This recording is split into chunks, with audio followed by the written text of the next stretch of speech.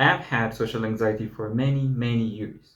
One thing I'm sure of though is that I've come a very, very long way. I've tried many things, joining public speaking clubs, practicing open body language, and shifting the focus away from myself. Don't get me wrong, all of these were beneficial, but there were three moments in my social anxiety journey where I felt like the needle moved miles instead of mere inches. These three moments happened when I made the following three realizations. Tip number one: what other people think about you is none of your business. I've been a Toastmaster for many years. For those that don't know, Toastmasters is a platform that allows you to develop your communication skills. One key aspect of Toastmasters is public speaking. Here, you speak in front of a large audience. But at Toastmasters, using notes is usually discouraged, and memorization of your speech is encouraged. As a result, people sometimes forget their lines mid-speech. When this happens, people react in one of two ways. Most people panic. Their ultimate fear has come true. They have embarrassed themselves in front of hundreds of people. Their face flushes red, sweat breaks out, and they struggle to breathe, experiencing symptoms akin to a heart attack. Overwhelmed by their heightened emotions, they freeze, unsure of how to proceed. This creates a super awkward moment both for them and the audience. Some people might even cry. They return to their seats without finishing their speech. And sadly for some, this experience discouraged them from ever returning to Toastmasters. But a select few react differently. They approach the situation with a sense of composure. They might address the audience directly, saying something like, "Excuse me, my mind went blank for a moment. I will refer my notes and resume shortly." Then they calmly return to their seat, consult their notes, and return to deliver the rest of their speech, seemingly unfazed. Ask yourself, what sets the first group, those who panicked, apart from the second group, those who remained composed? The key difference lies in their concern for how others perceive them. The second group simply do not care about others' opinions of them. Deep down, they think, "I messed up, so what? It's not like I will die because people think I'm a mess up." And the irony is, they ended up being much, much less of a mess up as compared to the ones who got flustered by the fear of judgment. As a socially anxious person, you probably do any or all of the following. You don't approach the girl. You don't participate in the class presentation. You don't pick up the phone. You don't say hello to the person you were supposed to greet. Why? Maybe because you think you're unattractive. Maybe you think when you speak what you say doesn't make sense. Maybe you think you have an awkward voice. But what if you could say, "Even if I am all these negative things, I will still approach the girl. I will still present in front of the class. I will still pick up the phone." Why? Because I don't care. I don't care if the girl rejects me. I don't care if the entire class laughs at me. I don't care if the person on the other side of the phone says, "You have a weird voice, so I'm hanging up on you." I don't care. If you change your perspective this way, then you might find out all of a sudden you have become attractive. You have become a coherent speaker. You don't sound weird anymore. Why? Because you stopped caring. And that's the irony of it all. I act as if I don't care if people dislike me. Deep down, I secretly enjoy it. What other people think about you is none of your business. Tip number 2: never fall into the victim mentality. For a long time, I have used this analogy to illustrate how debilitating social anxiety can be. Imagine you're in a race. The starting pistol fires. and for some reason you start running in the opposite direction.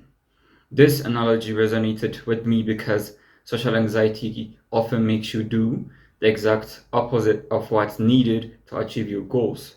Goals like financial success, romantic fulfillment, or strong social connections. However, I have recently refined my racetrack analogy. Here is the thing: many people face challenges in life. You're not alone in your struggles. Some experience loss, others illness, some others financial hardship. We are all in this together. If you're willing to turn around and start running in the right direction, you can still catch up. Additionally, if you are anything like me, your social anxiety might have fueled your resentment towards others. It might have made you hate people. It might have created in you an I versus everyone mentality, leaving you feeling like you don't belong anywhere. Social anxiety can isolate you that way.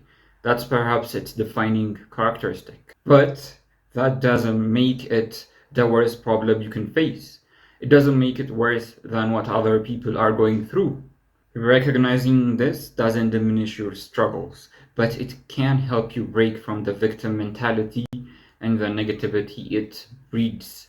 This shift in perspective can help you move away from resentment and feelings of isolation and feelings of feeling like an outcast. For me, this was one thing that caused my social anxiety to remain for many years, falling into the victim mentality, which in turn resulted in the sense of not belonging anywhere. So, whenever I feel like an outcast amongst a group of people or amongst a group of friends, I would say things like, if only they went through what I've gone through, or it is because I'm better than them and they are feeling jealous. Listen to me.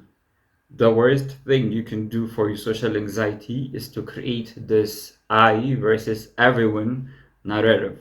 It might feel good at first, but it will lead you down a rabbit hole you may never escape from. Instead, adopt a mindset that you are like everyone else, that you and the people around you are brothers in arms fighting in this war called life. Never fall into the victim mentality. Tip number 3: reframe situations that make you socially anxious. At Toastmasters, we have a session called Self Introduction and Theme Topic. Everyone gets up for 20 seconds to introduce themselves and share their thoughts on a question like, what is your favorite holiday? Even these short stints can be nerve wracking. That was definitely the case for me for most of my Toastmasters journey. So the way I used to go about it was to say the bare minimum. Something like, my name is so and so, I work at so and my favorite holiday is Easter. Then I'd sit down. That's also how most people go about it. But one day, something happened in my life that showed me that my days are numbered. In other words, an experience that showed me that I won't be around forever. So, the next time I was part of self introduction and theme topic, I said to myself, what if I go about it in a different way today? What if I think about it as an opportunity to express myself instead of a burden I need to get over with quickly? So I stood up and said much more than what I usually would. I even made the audience laugh. If you have social anxiety, you probably think of situations that make you socially anxious as situations to avoid or situations to get over with quickly. For example, let's say you have a class presentation coming up at the end of the semester. Either you find ways to get out of it, or if you can't get out of it, when the day comes, you'll do the presentation by speaking quickly and quietly and without making eye contact with the audience. Instead, now think of this situation as an opportunity to express yourself a chance to shine. Maybe you're good at imitating accents, or maybe you're a funny person. Say to yourself, finally, the universe has conspired to give me this opportunity, the class presentation, to make a lot of people laugh. You can reframe a lot of situations that make you anxious the same way. One mindset that will help you do so is to understand that life will only give you so many opportunities before it doesn't.